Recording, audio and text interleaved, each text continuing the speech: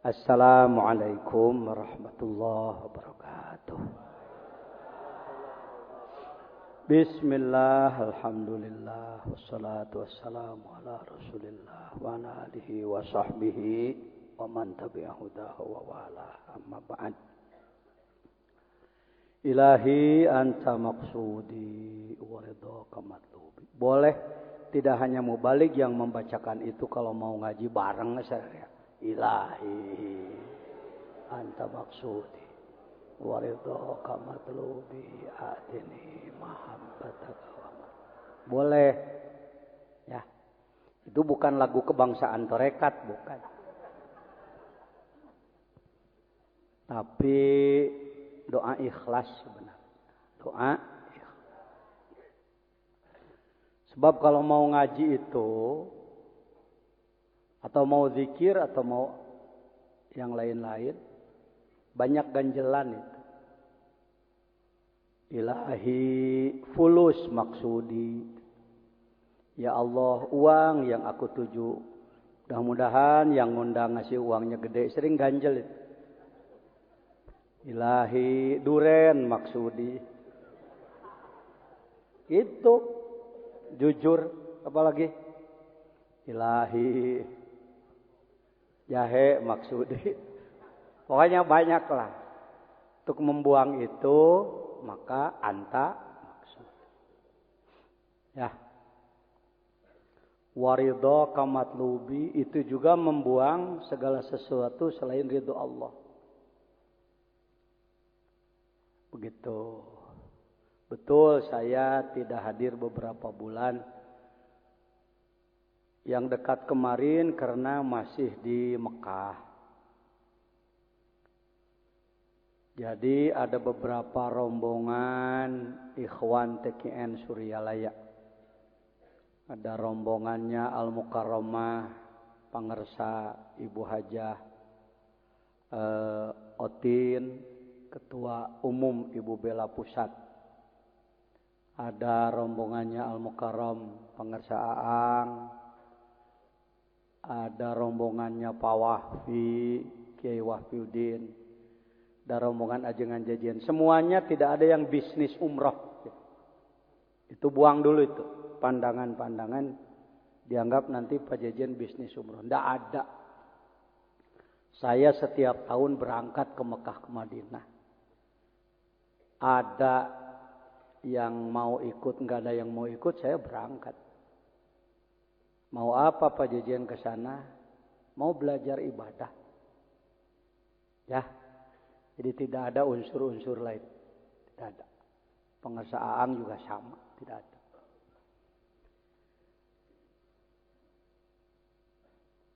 Boleh membahasakan mari bung rebut. Belum tentu. Tapi karena memang yang sudah populernya itu, ya itu.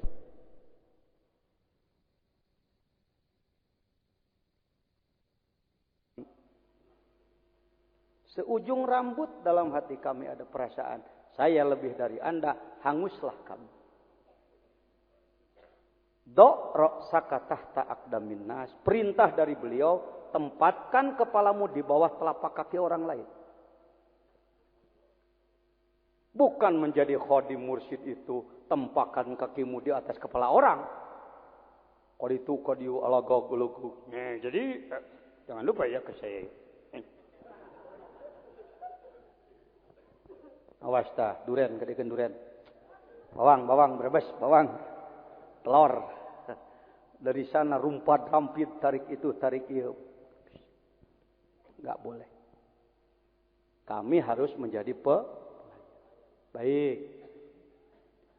Mana Kang Ibnu? Udah dipasang? Oh, kabelnya hil. Ya, tolong disebutkan aja lah. Saya mendapatkan perintah dari Al-Mukarram Kiai Haji Baban Ahmad Jihad pada bulan yang lalu. Kang, para dosen di STIE perlu kajian Miftahus Sudur. Siap, saya sebagai khodim pengersa Abah dan khodim para putra. Syarat itu di dalam tarekat wajib menghormati mursyid dan keluarganya. Dan keluarganya. Nah, saya laksanakan tugas itu, saya tulis 10 keutamaan Miftahus Sudur. Nah, kalau pembahasannya sudah oleh Ajengan Soleh, uraiannya tentu sudah sering oleh Al-Mukarram Pengersa Aang. Ya, saya sekarang perlu melihat apa sih kelebihannya kitab kecil itu. Mana kitabnya Ajengan? Coba penampilan aja. Ya, nggak menarik. Ketahuan jilidnya ke Bang Syakir. Bisa orang menghina kitab ini, bisa. Dan tidak dilarang kalau ada yang punya niat ingin menjilid dengan bagus, silakan. Asal ikhlas. Asal. Tetapi saya perlu menjelaskan 10 keutamaan kitab ini. Yang pertama, naon Cep Nur? Ngadeg jang, ngadeg. Nadawidi ka. 10 keunggulan kitab Miftahus Sudur disampaikan pada waktu kajian Miftahus Sudur di STIE. Yang pertama, disusun oleh alim, sufi, mursyid, kamil, mukammil. Sebut kusadayana. Disusun oleh alim, sufi, mursyid, kamil, mukammil. Kalau seorang ilmuwan membaca buku, pasti akan ditanya siapa yang nyusun. Saya pernah beli buku cukup menarik judulnya. Saya hanya membacanya 5 menit sudah, mohon maaf saya lempar buku itu. Saya beli mahal itu, sebuah buku tebal. Poho deui ngaranna ge nahaun? Syahadat. Ya. Begitu saya lihat, iya jelema boga ilmu menang culak-colek sautak saeutik baca tina buku batur dituangkeun jadi buku dia. Tujuanana dagang buku. Kaame nu kitu. Ya. Tapi kalau Anda melihat Miftahus Sudur dalam kapasitas saya sebagai ilmuwan hari ini. Jadi kalau ngomong begini bukan sedang propaganda, ngejempol-jempol pengersa Abah, mendewa-dewakan, bukan, ini objek. Artinya kalau Anda ilmuwan, sidanglah saya oleh 10 profesor ya. Uji coba ilmu di kelas doktor pasti minimal 7 profesor atau 10. Di saya sanggup diuji. Kalau ada yang mau nyidangnya. 10 profesor. Tanya, apa? Kenapa Pak Jejen memberikan judulnya MHTM Majelis Khidmat Tabaruk Miftahus Sudur? Apa sih buku segede gini? Mana hikam? Tidak buku yang besar. Silahkan bandingkan. Di tangan kiri saya ada Al-Hikam, di tangan saya ada Miftahus Sudur. Jujur, penampilan gagah mana? Hikam. Tebal mana? Hikam. Tetapi Anda harus tahu kenapa ini beredar.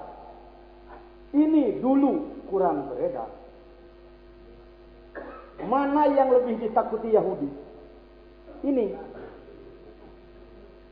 enggak terlalu ditakuti.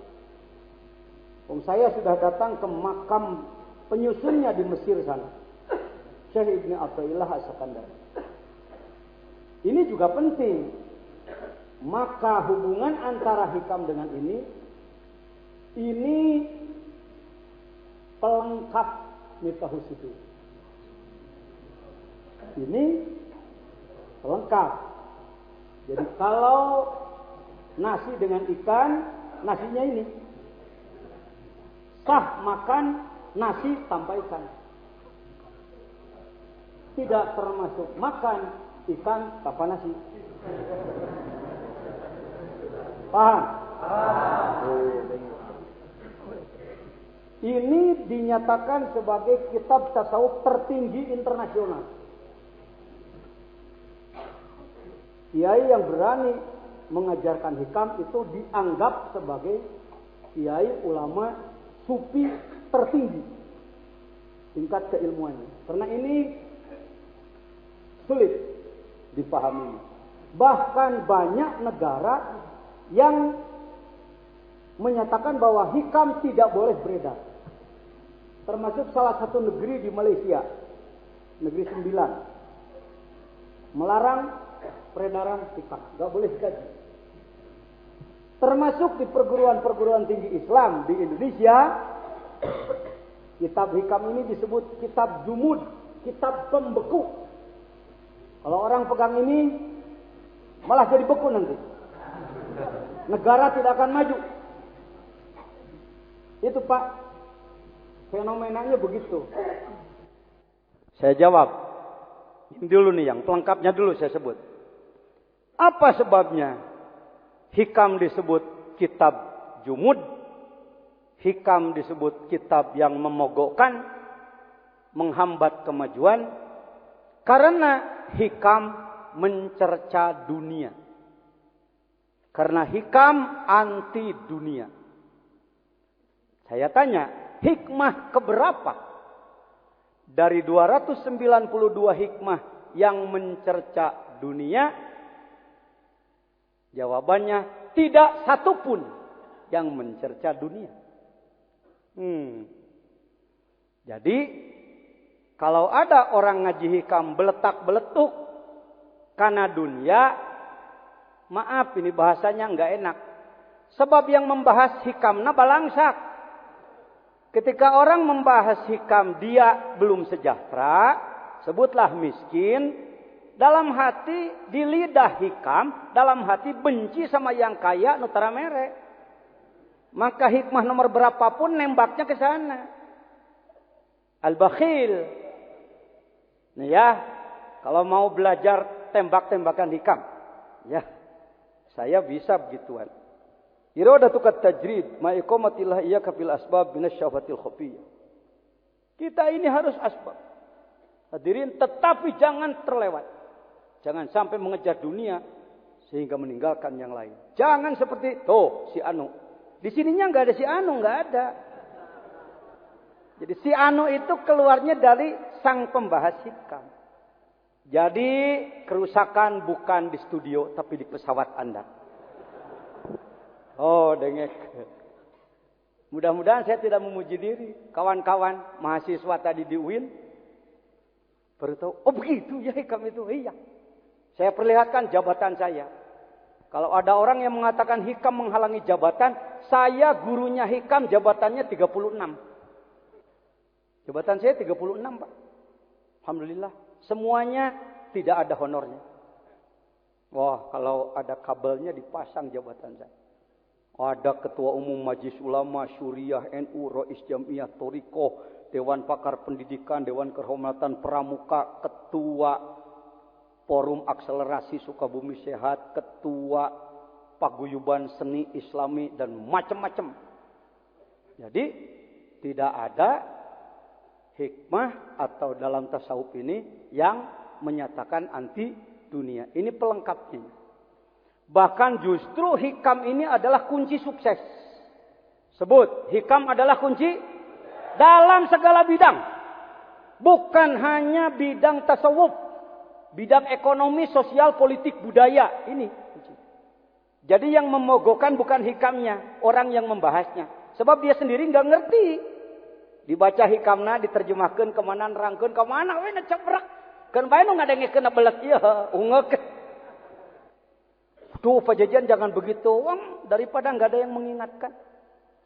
Kitab yang begitu mulia, ini adalah penopang Miftahus Sudur. Saya bacakan nomor 1. Min alamatil i'timadi alal amali nuqsanur roja'i inda wujudiz zalal.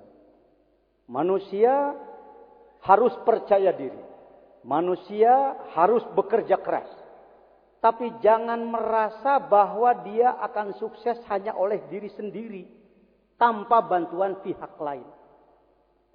Di dalam perjalanan melakukan sebuah kerja apapun, pasti banyak kesalahan.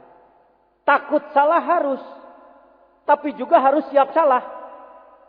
Bukan sengaja salah, manakala terjadi kesalahan, jangan mengurangi harapan. 1000 kali jatuh, 1000 kali bangun. Kira-kira kunci sukses, kunci mogok? Kunci sukses. Untuk penggunaan hikam di jalan tasawuf. perjalanan yang harus dilalui oleh seorang murid dalam tarekat adalah Isra, memberjalankan ruh dari tadi disebut mulki ke malakut ke jabarut ke lahut, melalui 4 lapis alam sampai wusul kepada Allah. Mungkin salah? Mungkin salah.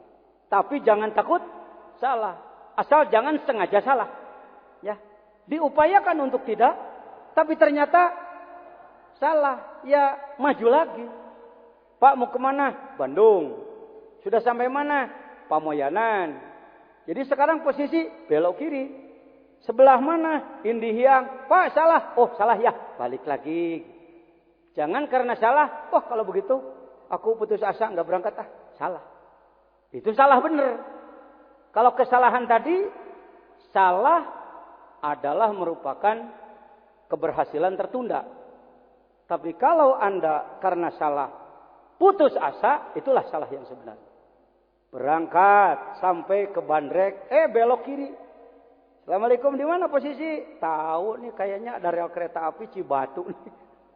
Garut sama Kang Garut. Lain kadinya atuh ka Bandung mah. Balik deh. Salah itu biasa. Kalau keluarga besar TKN Suryalaya itu kurang lebih jumlahnya 4 juta, insya Allah yang tidak lagi salah pengersa Abah. Kita semua murid salah semua. Tukang salah. Mang Jejen, tukang pengersa ngaos, tukang salah. Bosnya. Jamaah salah. Jadi salah itu baik apa benar? Enggak, salah itu tidak baik, tapi tahu salah itu yang baik. Tahu bahwa diri kita sebelum saya dibimbing oleh pengersa Abah, saya paling pintar menyalahkan orang. Kalau sudah bicara Al-Quran, hadis tentang neraka, pasti saya tembakan pada orang lain.